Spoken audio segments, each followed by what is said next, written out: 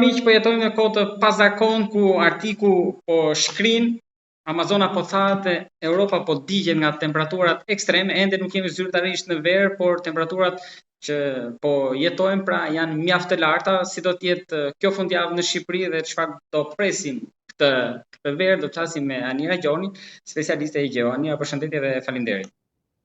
Përshëndetje. Çfarë do presim këtë fundjavë dhe kur ndoshta mund kemi sërish reshje shiu në Tiranë? Edhe në Shqipëri. Por në Tiranë nuk presim që të kemi përgjatë këtyre ditëve. Kjo fundjavë pritet që të jetë me kushte të qëndrueshme atmosferike, pasi do të kemi në ndikimin e masave mezetare mbi vendin, të cilat mizotërojnë mbi vendin tonë. Përgjatë javës që lam pas, për të theksuar dhe atë që ju përmendët në nisje, Europa ishte në ndikimin e një vale të nxehtit apo kupole e nxehtësisë, siç e quajtën dhe agjencitë ndërkombëtare. Pra kemi fjalën për fenomenin El Niño apo është tjetër?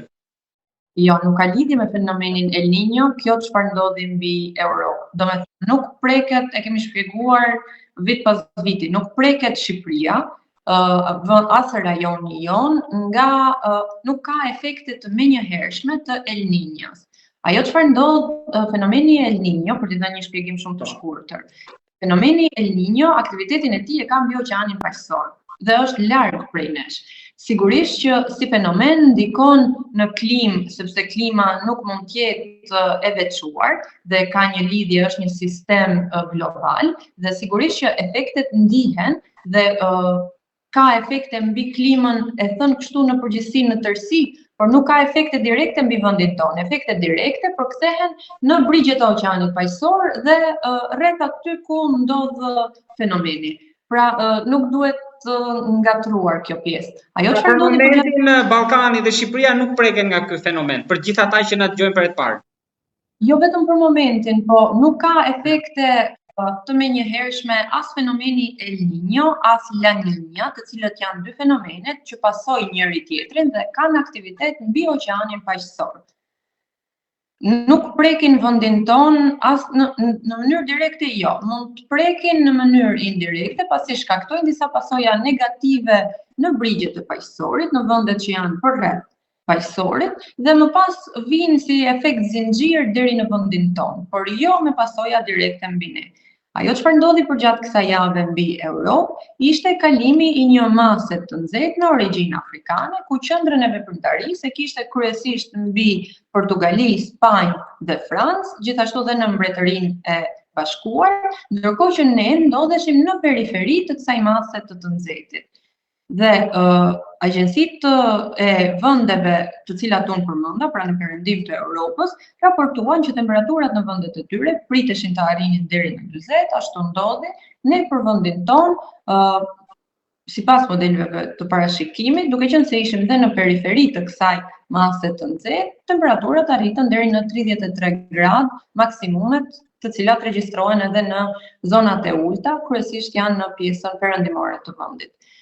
Ajo çfarë ndodh përgjatë këtyre ditëve, tashmë duke nisur që prej ditës së sotme, duke qenë se kjo masë të nxehtit, e cila erdhi me origjinë nga Afrika, përplaset me masën mezetare e cila vjen nga juglindja e Europës, mbi vendin tonë sjell uljen pak të temperaturave, pra përmirësim gradual, nëse mund ta quajmë përmirësim, të kushteve atmosferike përgjatë fundjavës, ku temperaturat do të zbresin ditën e shtunë dhe ditën e diel me 2 apo 3 gradë, duke i ikur temperaturave të cilat do jemi poshtë 30-s?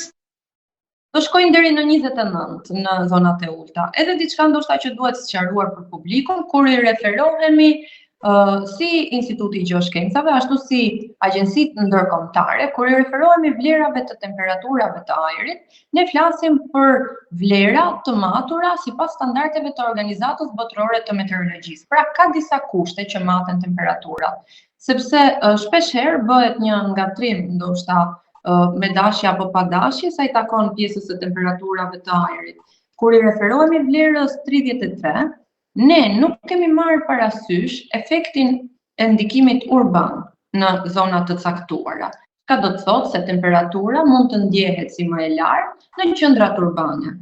Dhe sipas studimeve të ndryshme, efekti urban ka një ndikim të konsiderueshëm mbi temperaturat e ajrit, çka do të thotë se vepron e rrit ndjesinë e temperaturës me 5 deri në 6 gradë.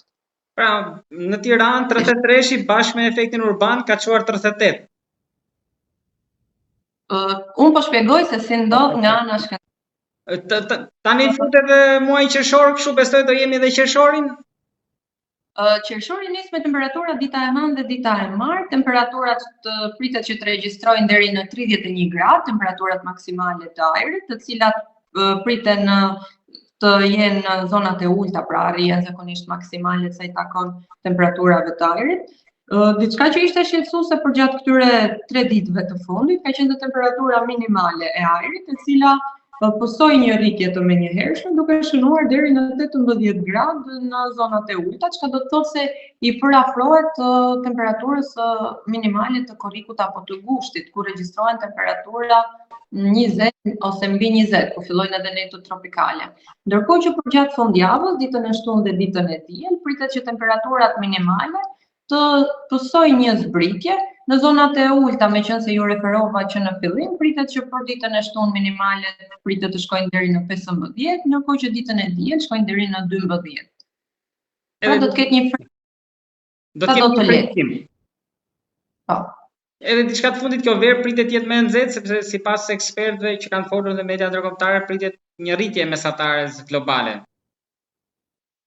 Duke qenë se vit pas viti, vitet e fundit që vazhdojmë të qëndrojmë mbi vlerat mesatare shumëvjeçare, e tillë pritet jetë edhe kjo vlerë, me vlera më të larta se sa mesataret shumëvjeçare, por nuk pritet që do të jetë ngjashme me verën e vitit që lan pas. Nuk pritet, paktën sipas modeleve deri tani, diçka më e shtuar se sa vera e vitit 2025. Do të jemi pothuajse në të njëjtat kushte. Çka do të thotë se do të jetë një verë e nxehtë. Pra, edhe në qershor nuk është se shikon në horizont ndonjë rreshje që mund të kemi së shpejti. Për gjatë ditës së shtunë, në pasdite, do të pritet që të ketë rreshje shumë të dobta janë ato dhe të izoluara në juglindje të territorit, por janë shumë lokale dhe në zonat malore.